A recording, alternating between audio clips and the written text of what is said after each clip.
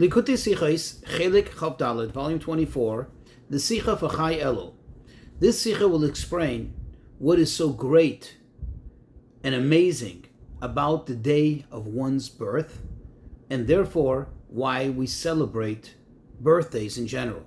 Particularly, of course, it will touch upon the great birthdays of Chai Elul, the birthday of the Baal Shem Tov, the founder of the Hasidic movement, and the Alter Rebbe, who is the founder of the Chabad Hasidic movement. It's worthy to note as an introduction that by the Rebbe, there was nothing coincidental and nothing just circumstantial. That means even something like this, something like Chai Elul, which is the birthdays, like we said, of the Baal Shem Tov and the Alter Rebbe, even this has tremendous insight and could be pinned and, so to speak, routed to a discussion in the Talmud or in Halacha, in Jewish law, whatever, or and so on and so forth. There's nothing just happenstance. One thing that is worthy to be familiar with that will be mentioned in the Sicha, this pertains to the laws of Shabbos. The law is that you're not allowed to carry, you're not allowed to take out from one domain to another domain on Shabbos, or carry within the public domain more than 4 amas, out of 4 amas, 4 biblical cubic amot. Now, what constitutes carrying? When you carry an item, a thing, which obviously has to be something, it has to have a value and an importance as an object. So let's say, for example, somebody carries a kli, some kind of bowl or some kind of pot or some kind of vessel, whatever it may be. Well, if it's an entire vessel, if it has a size, meaning it has a fullness to it, then you have now committed a transgression. You have now transgressed the melacha, the task of carrying.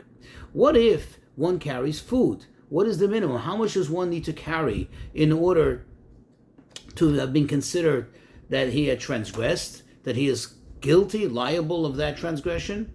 Well, there are different measurements depending on what your purpose is. So if you carry food, it has to have some kind of minimum. And it has to have the minimum of just being a normal bite size or portion size, whatever it may be.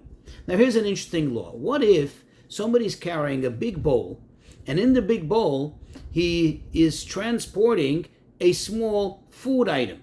Now it happens to be that food item does not meet the threshold of that minimum requirement.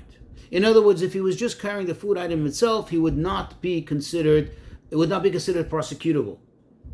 But he is carrying it not by holding directly onto the food, but he's carrying it by means of carrying the bowl, meaning the bowl is serving it.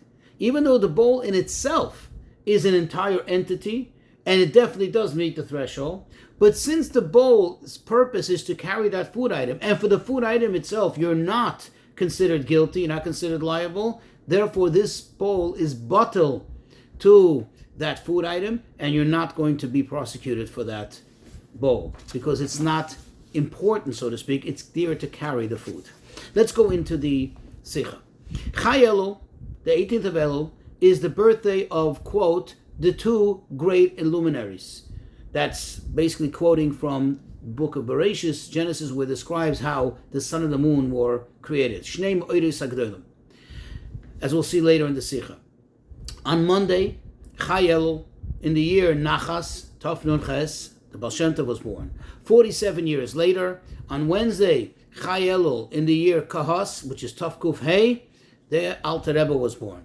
Now this idea that the birthday of a tzaddik is a time of joy, we already find a precedent for it in several sources in Chazal, in the Gemara throughout, especially as it pertains to to Yitzchak Avinu, to the patriarch Yitzchak, and to Moshe Rabbeinu. This is so much so that it actually says in the Medrash that the reason why Hashem postponed the official inauguration of the Mishkan, the tabernacle, although it was completed in Kislev, but yet he postponed it to Rosh Chodesh Nisan, because he wanted it to be and to coincide with the birthday of Yitzchak, which was in Nisan, or in Rosh Chodesh Nisan. So we see that the birthday of a tzaddik is celebrated, is definitely notable. Also, when it comes to the birthday of Moshe, as it's well known, it played a major role in the miracle of Purim. Because remember that Haman thought, Moshe Rabbeinu died on the seventh day of Adar. And as the Gemara says, little did he know that he was also born, and that has more power. But still, yet, even though we do find that it's a cause for celebration, we do not find, however, any precedent that the birthday of a tzaddik should be referred to as an actual Yom Tov, as a festival. Even moreover, in reference to Zayin Adar, the 7th of Adar, as we said, which is the birthday of Moshe Rabbeinu, but we do find in halacha that there are many who actually fast on this day. So not only it's not a celebration, it's not a Yom Tov, it's actually a fast day. However, when it comes to the birthdays of the Baal Shem Tov and the Alter Rebbe, it became revealed to us by the Frierdiker Rebbe, by the previous Rebbe, in the name of his father, that this is a day of joy to the extent that they would greet each other a good Yom Tov. That means the previous Rebbe revealed to us that growing up, this was a normal thing. On Chai Elul, in the Rebbe's family, you would greet each other a good Yom Tov, just like you would say on Pesach or you would say on Sukkot.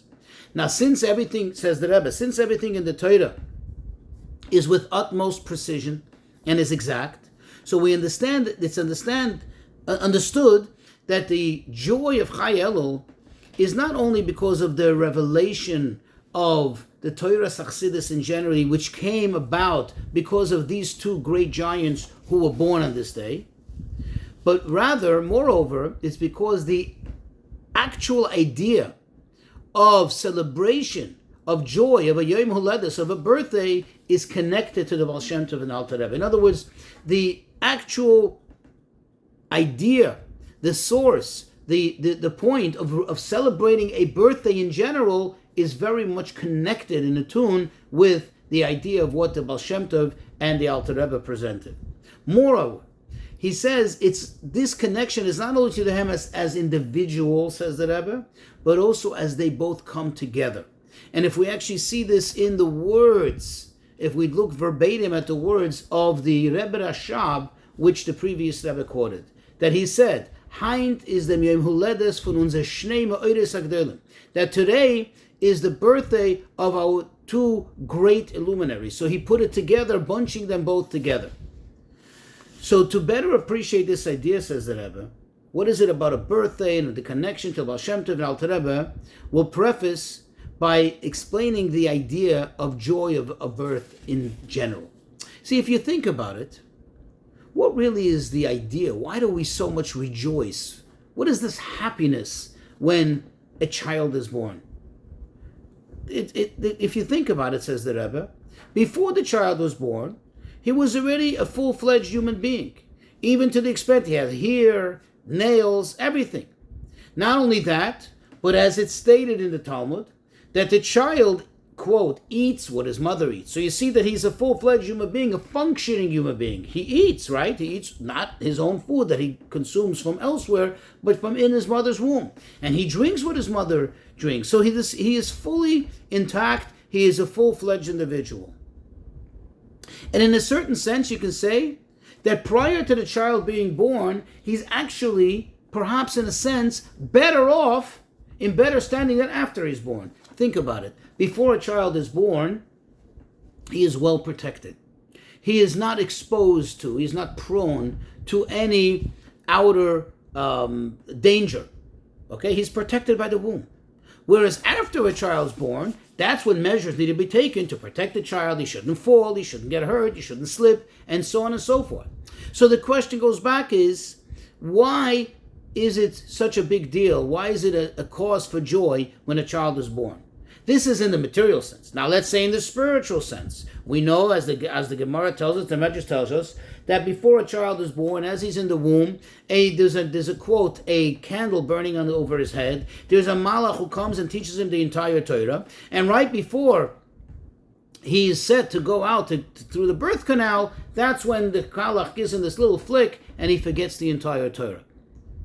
So think about it. He's better off before he was born. Because after he is born, even the Torah tells us, well, there is stages of development. It doesn't happen, just in the snap of a finger where one should know Torah. It says at 5 years old you begin to study Mikra. That's Torah Shebichsav, the written Torah. At 10 you begin to study Mishnah, and so on and so forth. And the truth is, the reality is, you know and I know, how many people actually, during their lifetime, get to master, to know the entire Torah? Very, very few. So he was better off before he was born. So back to the question, what is so great, what is so special about a child being born? Why are we so happy? It says the Rebbe, the answer is, we'll appreciate the answer by looking at a halacha that describes the difference between a fetus and a child that was born.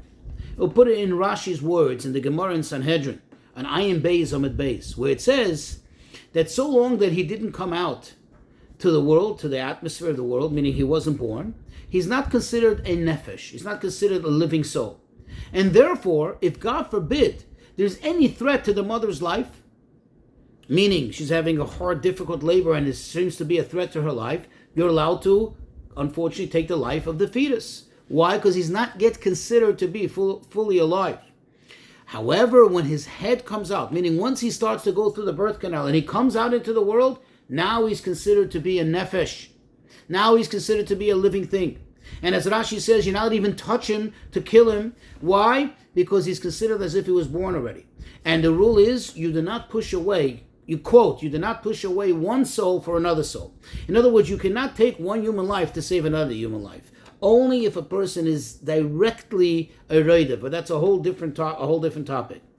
So what do we see from here? From this you see that notwithstanding the fact that this fetus has all his limbs, everything's intact, as we said before, but the fact that he wasn't born yet, quote, lav nefeshu, he's not considered to be a living soul. Because the definition of a living thing is when it has two things that come together, a soul and a body.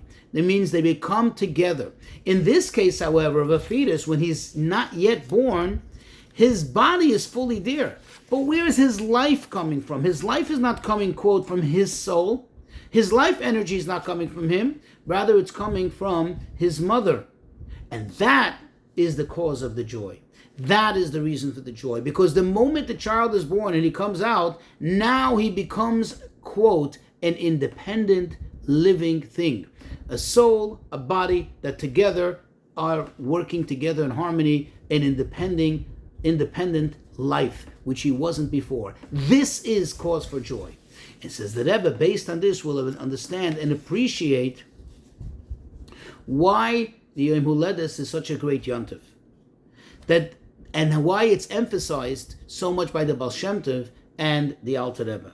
You see, because by the Baal Shem Tov and Alter Rebbe, we find the same nekuda, the same point, the same accomplishment, which is the revelation of Torah Chassidus into the world. Either Chassidus HaKlolis, the general Chassidus, that through Baal Shem Tov, or particularly Chassidus Chabad. Now it's known that Golus is likened to the stage of pregnancy, when a child is like in a fetus state. And the time of the Geula, the time of redemption, is compared to a birth. We find it by Yetzias Mitzrayim, but especially when Mashiach comes. Now, since the birth will come by what means? By the means of Yafutzu Meinasecha Chutza, like Mashiach promised Baal Shem Tov, and certainly even more through Chassidus Chabad. So it's obvious that the revelation of Chassidus is connected to the idea, to the concept of birth. You see, what does this mean? Think about it. A Yid that fulfills Torah mitzvahs. We're not talking about a Yid that's not fulfilling Torah mitzvahs. We're talking about a good Yid who fulfills Torah mitzvahs, but there are two manners in which it can be done. There is the manner which unfortunately was very common, especially leading up to the time of the revelation of Chassidus, which is that there's a person, and he fulfills Torahs and mitzvahs. They're two separate things. Meaning, there's the me, and I am committing myself, I am observing Torah mitzvahs. This is, in a sense, says the Rebbe, likened to what a fetus is. That there is two separate things. There is the living thing, that although he's alive, but he and his life are two separate things. Remember we said it before. The body and the soul, the source of his life energy is not coming from him and within him. What is the other manner of somebody, of a yid that's mekayim Torah mitzvahs, is fulfilling Torah mitzvahs in a matter that he and the Torah mitzvahs, meaning his body and his soul, are both one. This was revealed through the Baal Shem Tov, who stressed the idea, who taught the idea of Ein Oid Milvado. There's nothing besides Hashem. And therefore, just like in a fetus when he's born, he and his life are one, they become connected. The idea that through Chassidus, a Yid feels that his entire existence, it's not that he exists and he's going to do Torah mitzvahs. His entire existence is Torah mitzvahs. That's the only reason Hashem created him. As it says, the only reason I was created was to serve my Creator. And therefore, that is his life. Of course, he has a body. He's not going to neglect it, not going to ignore it. But what is really his whole life? What does he see himself through the lens of Chassidus? He sees that his whole purpose of being alive is for Torah mitzvahs. And where does it become one? We see this example, if you remember the introduction about Hilchos Shabbos, that when one is transporting, one is carrying food, even if it's in a kli, a viable vessel, a bowl, a pot, a tray, but that tray, that bowl becomes bottled to the food. And if the food doesn't meet the threshold of the minimum required measurement in order for him to be chayiv, then he's not chayiv on anything. So you see how it becomes one thing. So when a person looks at his body and he says, wait, I have a body, I have a whole life. But what is it here for? What does Chassidus reveal? That Ein Oid Milvado, it's only here to serve Hashem.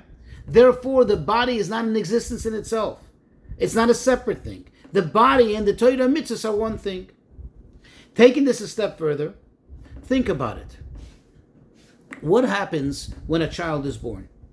Before he was born, as it says in the Gemara, he's compared to a pinkas, like a little notebook that's rolled up. Then why? Because his head is between his thighs, right? He's like rolled up in a bowl. And he only eats from what his mother eats, as we said before. And as his head is bent down there, what is the symbol of it? That he doesn't really think, he doesn't contemplate anything new. And when he's born, all the details, every single aspect of him starts to function immediately. Self-sufficient, his brain starts to work, his mind starts to work, and so on and so forth. This is very similar to what the Baal Shem Tov, what the Alter Rebbe accomplished even over the Baal Shem Tov. The Baal Shem Tov, as we explained before, his accomplishment, his revelation, which is the Chassidus HaKlolis, the general Chassidus, that explains that as we said before, that everything is, every single detail, and it brings every single detail to life, that explains that everything has to do with Amunah, everything has to do with Hashem, that instead of seeing the world as a separate thing from godliness, as we said, you understand that everything is connected to Hashem. But the thing is that that's not all. In other words, it does function. That it is something that becomes real for the person and changes the entire perspective. That, like we said before, it's not you and the Torah, it's all one thing. But still, there's something still lacking. That you don't see in every single detail. You don't really see the koyach. You don't see the actual energy that creates it. You don't see it coming to life. In other words, you're not able to identify. You understand that in general, it's so that the world and Hashem is one. You and the Torah are one. Comes the Alter Rebbe and takes it a step further. He revealed through Torah's Chabad, because he revealed the explanation, the understanding in everything. Once you understand it intellectually, every single thing comes to life. Every single thing, it's not just a superficial knowledge, so to speak, but it becomes alive. You can actually almost like see it, because you can comprehend it, how every single thing is connected to Hashem. Every single thing is Hashem. And that brings you to seeing in every aspect of your life, not just in general, but every detail in your life, how really it's godliness. It becomes one thing. Gashmius and Ruchnius really becomes one thing. This is literally like what happens when a child is born. Not only in general, as we said before, to summarize, does it become a self-sufficient entity, but in every single detail of this entity starts now to function, starts now to come alive. And therefore, when the Rebbe Rashab referred to this special day and why it's a yontif, why he said good yontif, he said in one, so to speak, in one stance, he said that both of them were born. Not that the Baal Shem Tov and the Alter Rebbe were born. Both of them were born. The two great luminaries, because they both bring it together. They highlight first the Baal Shem Tov, then the Alter Rebbe, but it complement each other. The idea, a quote of Yom Holedes, the idea of birth, the idea of what Chassidus brings out in the connection between us and Hashem, between the Gashmius and the Ruchnius, which is an example of what happens when a baby is born, as we explained. I want to note that this Sicha, I just reached the 5th chapter, Ois Hey. There's really another half a Sicha I'm missing here, which is worthwhile to learn, but just there's no time left.